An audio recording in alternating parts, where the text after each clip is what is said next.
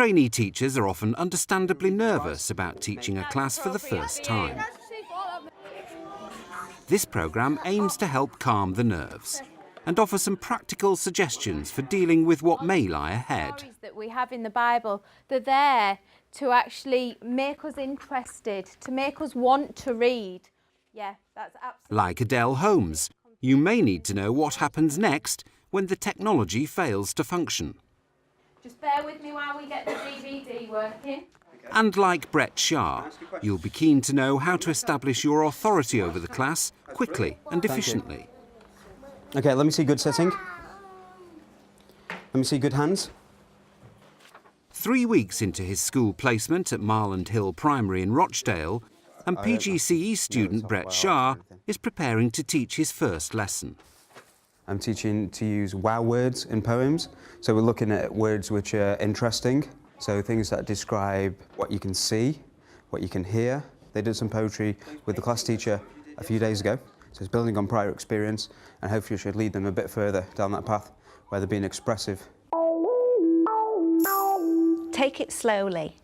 You're not going to teach them everything there is to know in the first lesson. Try something you're comfortable with. Don't overstretch yourself.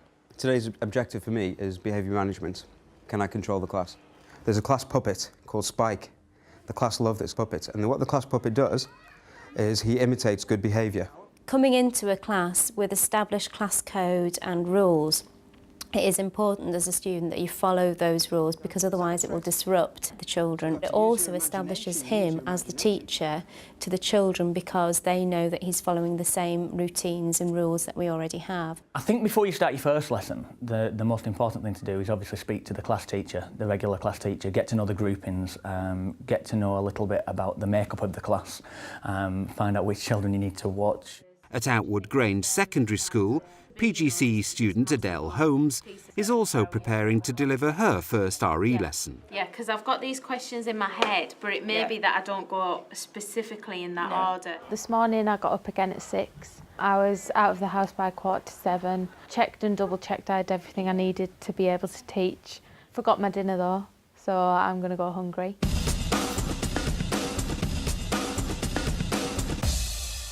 You just tap it rather than drag it. I wanted to do a few checks on the DVD to make sure it works. I think the trickiest bit of the lesson is going to be using the interactive whiteboard. The issue is trying to keep 32 kids under control whilst trying to get a DVD working. Do you know see his first copy? Yeah. We'll give it a go. The Year 8s are currently studying Christianity, so the lesson itself is telling the parable of the prodigal son. In there it says about devoured your property with prostitutes, so I thought I'd change it to a living. I used to work for the NHS and I used to actually teach on a regular basis. I didn't have any nerves, I knew the subject, I just walked in and taught it. But because I'm learning a whole new subject, and you start to panic and think, well, what if you actually take their learning back a step because you confuse them and they get a load of errors and misconceptions in their head? I've got to have a cup of tea before I start. It's not to wake me up, it's just to warm up my voice. If you didn't have the nerves, then you wouldn't be excited about doing it. So the nervousness actually shows that I'm excited and that I'm committed and that I care. To a certain extent, a teacher has to be a bit of an actor. So inside one can be nervous, saying, help, help, get me out of here. But in fact, you have to have chin up, shoulders back, and play the role of being a confident adult in charge of these students. Brett's lesson will be observed by Year 1 teacher Rosemary Morehouse and Deputy Head Rosie Hunt. Hello, good morning, children. Good morning, Mr. Shah. Good morning, Mr. Shah. Adele will be observed by her mentor, Head of RE, Shelley College. Both Brett and Adele will be given feedback after the lesson. This is like doing your driving test all over again. And I failed that 5 times. You're not going to need them straight away. Naughty, yeah? Shooter, okay. This will help you with your homework.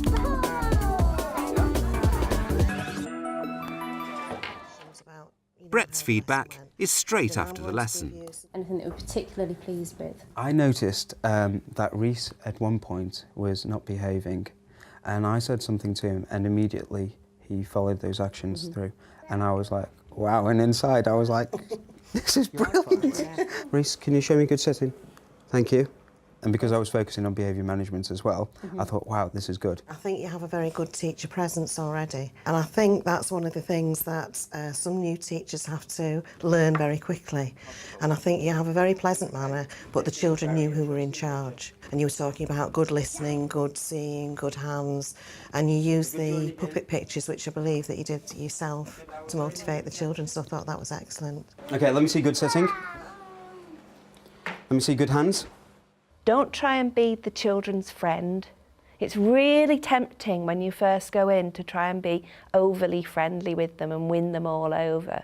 But actually, when you start teaching them yourself, you're going to find that that was a problem because they won't have that distance between teacher and child. What's your answer, please?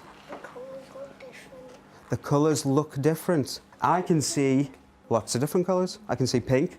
Can anyone see green?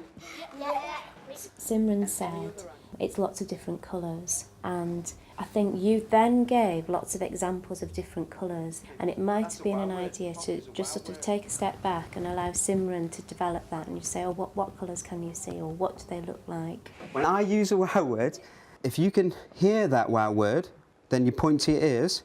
If you could see that wow word, you point to your eyes. Let me give you an example. You can see a bang and you can hear a bang, so you've got to choose which one.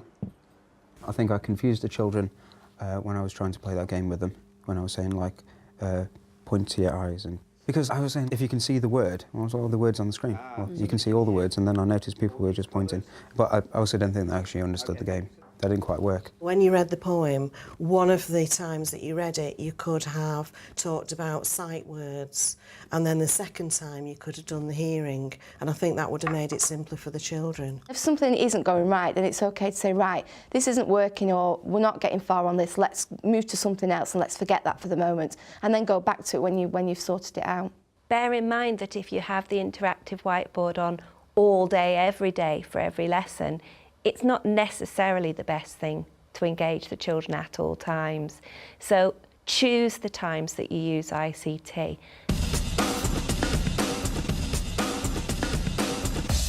We're going to make it as exciting as possible. So when I go, sparks shoot out, sparks shoot out! Slows down. Slows down. I'm confused as to who learned what. And so in doing the assessment, like either my mental assessment or the actual written formal assessment, I'm a bit confused, like especially with the whole class teaching as who learned what. One of the ways that you could have assessed how they were doing with that, you could have asked each of the children to make up a sentence using one of the wow words that you were showing them. Which picture are we going to choose? Then we can write a poem with that one? No. That one or that one? That one! You all want this one? The other thing that slowed it down is on 2 occasions you gave them a choice. And then, of course, you get some children shouting out one thing, some another. Unless you're doing it for a reason, I would be the teacher and choose which one you're going to do. Okay then? Okay. Right. All right. Well, thanks for that feedback. It's back to Adele to see what mentor Shelley made of her first lesson. Good, clear instructions I've got to begin with. They were very clear. My target, though, would be to have something there for them to do. So it could be on the board, it could be a word search, a crossword. As soon as they come in the room, they're here to learn. After a starter activity, Adele moved on to the DVD. The video is of the prodigal son, which is one of Jesus' parables. Computer's doing something very strange. Just bear with me while we get the DVD working. Don't assume because you've got a DVD player at home that it will work in exactly the same way in school. Technology can be your very best friend, but it can be your worst nightmare. Thank you. Remember, a trainee teacher isn't on his or her own in the classroom. There is always a host teacher or class teacher whose responsibility it is, and they would step in and help and support. If you're going to use technology, have an alternative, because there could be a power cut. It could be that you wanted to use something on the interactive whiteboard and the systems go down, and if you've no backup, then you really are stuck.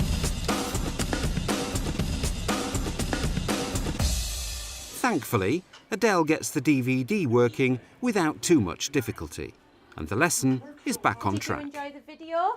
Yeah. Would you have enjoyed it as much if I'd have just stood and told it to you? No. I like your honesty. What about the main activity? So your DVD, your Q&A? I was actually really pleased that they give some of the answers that I thought about, because one of my fears was them just not understanding the kind of tack and route that I was going down. What do we think then the story was trying to say? Yeah, Brad? Is it not that no matter what mistakes you make in life, you'll always be forgiven? Forgiven, yeah, that's absolutely fantastic. I think sometimes I did panic that there was silence, although I tried not to show that to the class.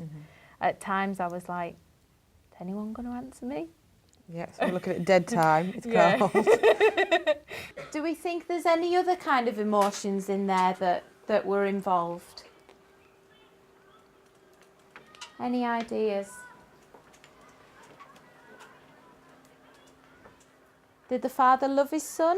And I know that you're supposed to give them, you know, a couple of like 8 to 10 seconds to think or whatever, but that 8 to 10 seconds seems It's a very, very long time. There's ways that we can combat that. So I tend to repeat myself. If you've noticed, I repeat the question about 4 or 5 different times, but in a different way.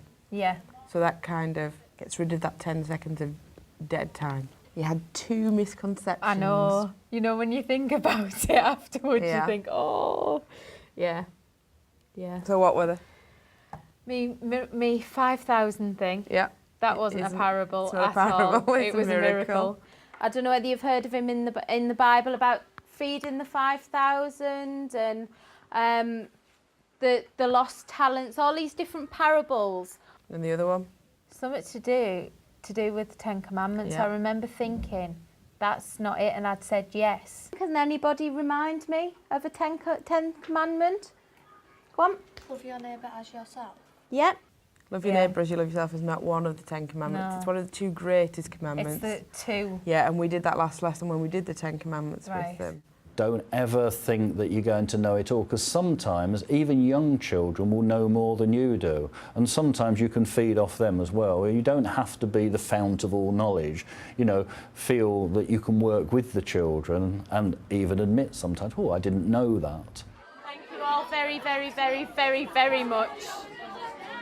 They were really good, so I didn't want them to think that I hadn't noticed that and that I hadn't appreciated it, basically. Yeah. But always keep in your mind that you want them to behave like that every lesson. And don't be greedy and selfish. Yeah.